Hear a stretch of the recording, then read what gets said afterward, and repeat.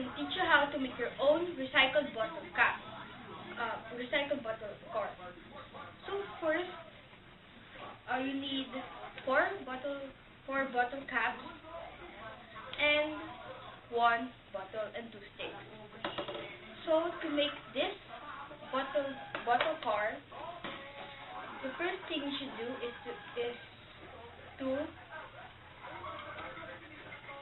to make four holes on the bottle, two on the front and two at the back. And after, put one hole in each bottle cap. And after, you get the stick and then just carefully put it through the hole on your bottle. Then after, you can just adjust. After you can just adjust it, and then you can put the bottle cap. And after, you can put your designs by cutting out shapes and by cutting out shapes.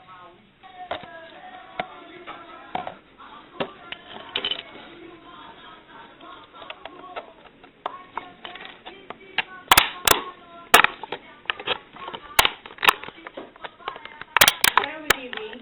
1 o'clock. Huh? 1. Yeah, he's just taking a bath.